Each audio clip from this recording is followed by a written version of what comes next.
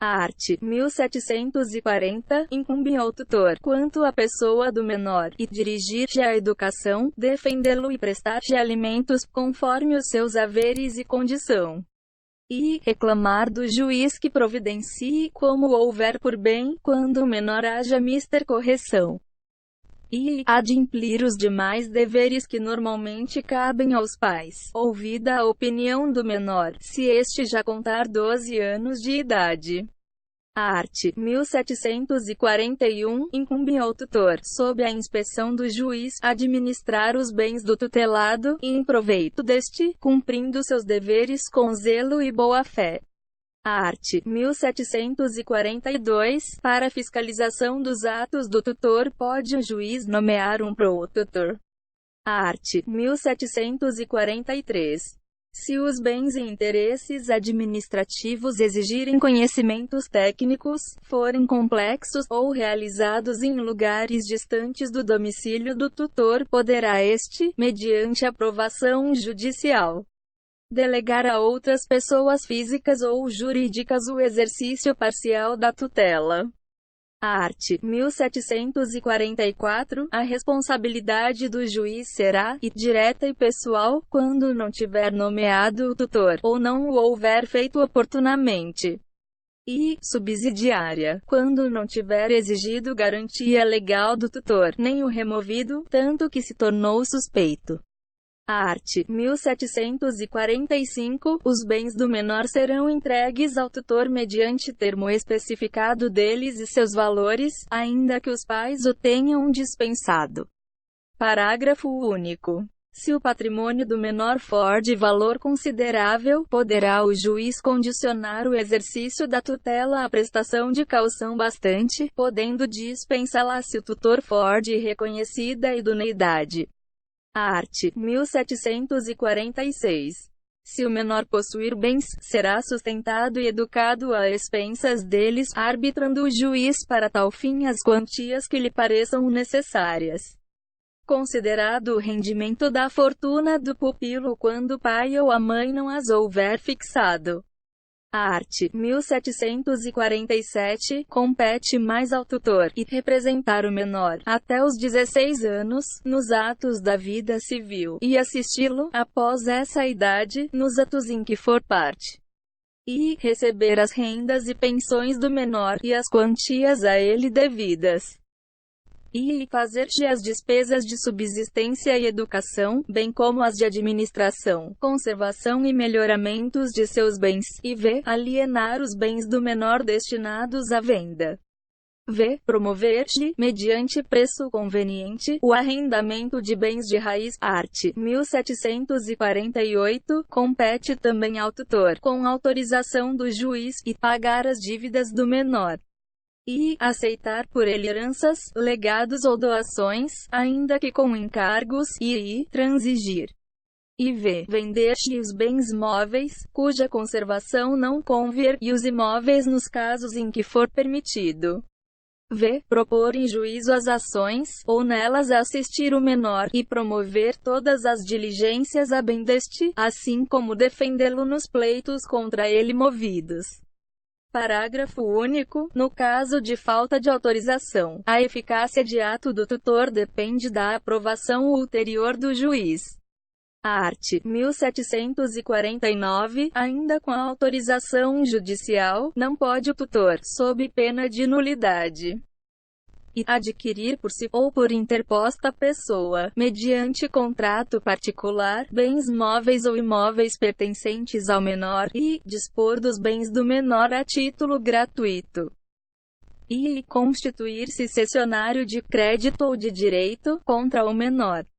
Art. 1750, os imóveis pertencentes aos menores sob tutela somente podem ser vendidos quando houver manifesta vantagem, mediante prévia avaliação judicial e aprovação do juiz. Art. 1751. Antes de assumir a tutela, o tutor declarará tudo que o menor lhe deva, sob pena de não lhe poder cobrar, enquanto exerça a tutoria, salvo provando que não conhecia o débito quando a assumiu. Art. 1752, o tutor responde pelos prejuízos que, por culpa ou dolo, causar ao tutelado, mas tem direito a ser pago pelo que realmente despender no exercício da tutela, salvo no caso do art. 1734, e a perceber remuneração proporcional à importância dos bens administrados. Ao protutor será arbitrada uma gratificação módica pela fiscalização efetuada. 2 São solidariamente responsáveis pelos prejuízos às pessoas às quais competia fiscalizar a atividade do tutor, e as que concorreram para o dano. Art. 1753, os tutores não podem conservar em seu poder dinheiro dos tutelados, além do necessário para as despesas ordinárias com o seu sustento, a sua educação e a administração de seus bens. Se houver necessidade, os objetos de ouro e prata, pedras preciosas e móveis serão avaliados por pessoa idônea e, após autorização judicial, alienados, e o seu produto convertido em títulos, obrigações e letras de responsabilidade direta ou indireta da União ou dos Estados, atendendo-se preferentemente à rentabilidade, e recolhidos ao estabelecimento bancário oficial ou aplicado na aquisição de imóveis, conforme for determinado pelo juiz. 2 O mesmo destino previsto no parágrafo antecedente terá o dinheiro proveniente de qualquer outra procedência. 3 Os tutores respondem pela demora na aplicação dos valores acima referidos, pagando juros legais desde o dia em que deveriam dar esse destino, o que não os exime da obrigação que o juiz fará efetiva da referida aplicação. Art. 1754, os valores que existirem em estabelecimento bancário oficial, na forma do artigo antecedente, não se poderão retirar, senão mediante ordem do juiz, e somente. E para as despesas com o sustento e educação do tutelado, ou a administração de seus bens. E, para se comprarem bens imóveis e títulos, obrigações ou letras, nas condições previstas no do artigo antecedente. E, para se empregarem em conformidade com o disposto por quem os houver doado, ou deixado. E para se entregarem aos órfãos, quando emancipados, ou maiores, ou mortos eles, aos seus herdeiros. Art. 1755, os tutores, embora ao contrário tivessem disposto os pais dos tutelados, são obrigados a prestar contas da sua administração. Art. 1756, no fim de cada ano de administração, os tutores submeterão ao juiz o balanço respectivo, que, depois de aprovado, se anexará aos autos do inventário. Art. 1757, os tutores prestarão contas de 2 em 2 anos, e também quando, por qualquer motivo, deixarem o exercício da tutela ou toda vez que o juiz achar conveniente. Parágrafo único. As contas serão prestadas em juízo, e julgadas depois da audiência dos interessados, recolhendo o tutor imediatamente a estabelecimento bancário oficial os saldos, ou adquirindo bens imóveis, ou títulos, obrigações ou letras, na forma do art. 1753. Art. 1758. Fim da tutela pela emancipação ou maioridade, a quitação do menor não produzirá efeito antes de aprovadas as contas pelo juiz, subexistindo inteira, até então, a responsabilidade do tutor. Art. 1759, nos casos de morte, ausência, ou interdição do tutor, as contas serão prestadas por seus herdeiros ou representantes. Art. 1760, serão levadas a crédito do tutor todas as despesas justificadas e reconhecidamente proveitosas ao menor. Art. 1761, as despesas com a prestação das contas serão pagas pelo tutelado. Art. 1762, o alcance do tutor, bem como o saldo contra o tutelado, são dívidas de valor e vencem juros desde o julgamento definitivo das contas. Art. 1763, cessa a condição de tutelado. e com a maioridade ou a emancipação do menor, e, ao cair o menor sob o poder familiar, no caso de reconhecimento ou adoção, art. 1764, cessam as funções do tutor. E, ao expirar o termo em que era obrigado a servir, e, ao sobrevir escusa legítima, e, ao ser removido, art. 1765, o tutor é obrigado a servir por espaço de 2 anos. Parágrafo único. Pode o tutor continuar no exercício da tutela, além do prazo previsto neste artigo, se o quiser e o juiz julgar conveniente ao menor. Art. 1766, será destituído o tutor, quando negligente, prevaricador ou em curso e incapacidade. Art. 1767, estão sujeitos à curatela. E aqueles que por causa transitória ou permanente, não puderem exprimir sua vontade, e, revogado, e, os ébrios habituais e os viciados em tóxico, e revogado, os pródigos. Art. 1768, ao art. 1773, revogados, art. 1774, aplicam-se à curatela as disposições concernentes à tutela, com as modificações dos artigos seguintes. Art. 1775, o cônjuge ou companheiro, não separado judicialmente ou de fato, é, de direito, curador do outro, quando interdito. Na falta do cônjuge ou companheiro, é curador legítimo o pai ou a mãe, na falta destes, o descendente que se demonstrar mais apto. 2 Entre os descendentes, os mais próximos precedem aos mais remotos. 3 Na falta das pessoas mencionadas neste artigo, compete ao juiz a escolha do curador.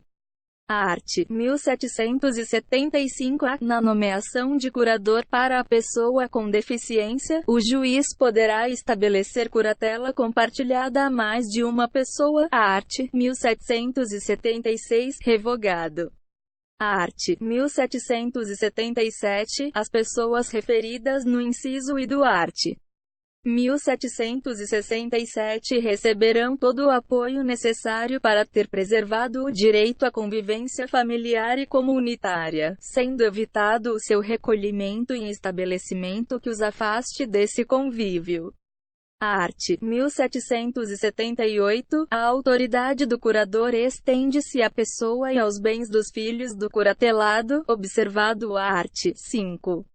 Art. 1779, dar-se-á curador ao nascituro, se o pai falecer estando grávida a mulher, e não tendo poder familiar. Parágrafo único, se a mulher estiver interdita, seu curador será o do nascituro.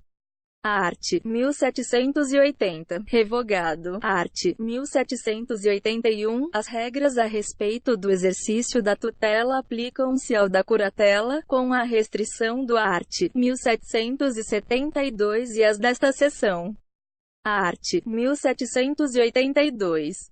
A interdição do pródigo só privará de, sem curador, emprestar, transigir, dar quitação, alienar, hipotecar, demandar ou ser demandado, e praticar, em geral, os atos que não sejam de mera administração.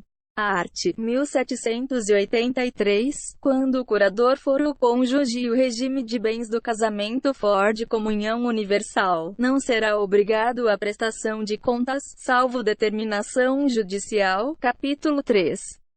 Da tomada de decisão apoiada.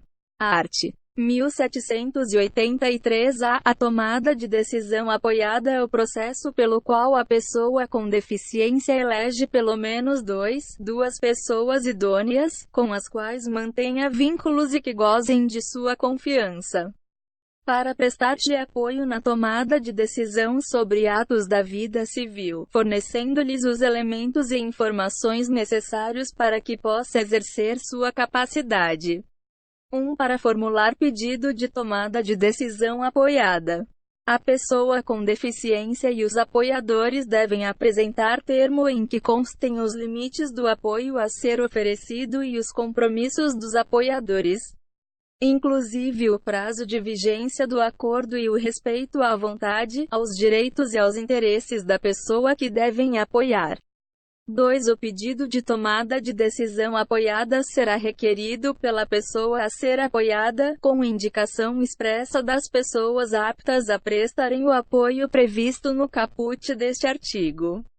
3. Antes de se pronunciar sobre o pedido de tomada de decisão apoiada, o juiz, assistido por equipe multidisciplinar, após oitiva do Ministério Público, ouvirá pessoalmente o requerente e as pessoas que lhe prestarão apoio. 4. A decisão tomada por pessoa apoiada terá validade e efeito sobre terceiros, sem restrições, desde que esteja inserida nos limites do apoio acordado. 5. Terceiro com quem a pessoa apoiada mantenha relação negocial pode solicitar que os apoiadores contrassinem o contrato ou acordo, especificando, por escrito, sua função em relação ao apoiado. 6. Em caso de negócio jurídico que possa trazer risco ou prejuízo relevante, havendo divergência de opiniões entre a pessoa apoiada e um dos apoiadores, deverá o juiz, ouvido o Ministério Público, decidir sobre a questão. 7. Se o apoiador agir com negligência, exercer pressão indevida ou não adimplir as obrigações assumidas, poderá a pessoa apoiada ou qualquer pessoa apresentar denúncia ao Ministério Público ou ao juiz. 8. Se procedente a denúncia, o juiz destituirá o apoiador e nomeará, ouvida a pessoa apoiada e, se for de seu interesse, outra pessoa para a prestação de apoio. 9. A pessoa apoiada pode, a qualquer tempo, solicitar o término de acordo firmado em processo de tomada de decisão apoiada. 10. O apoiador pode solicitar ao juiz a exclusão de sua participação do processo de tomada de decisão apoiada, sendo seu desligamento condicionado à manifestação do juiz sobre a matéria. 11. Aplicam-se à tomada de decisão apoiada, no que couber, as disposições referentes à prestação de contas na curatela. Art. 1784, aberta a sucessão, a herança transmite-se, desde logo, aos herdeiros legítimos e testamentários. Art. 1785, a sucessão abre-se no lugar do último domicílio do falecido.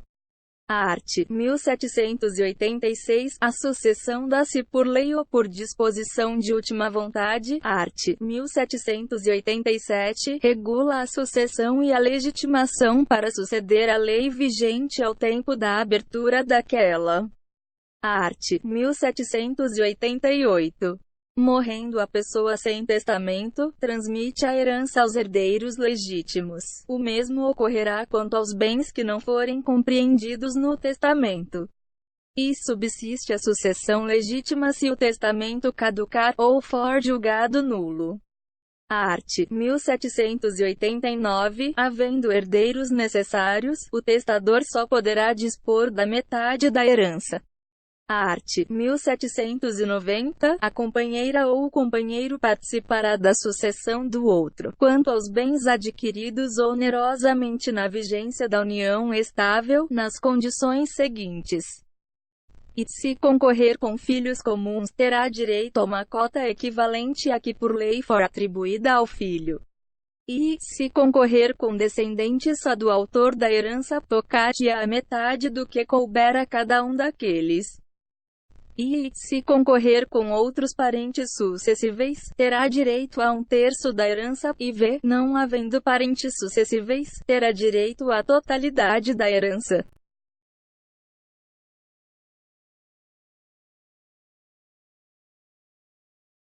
Canal Áudios. Curta, compartilhe.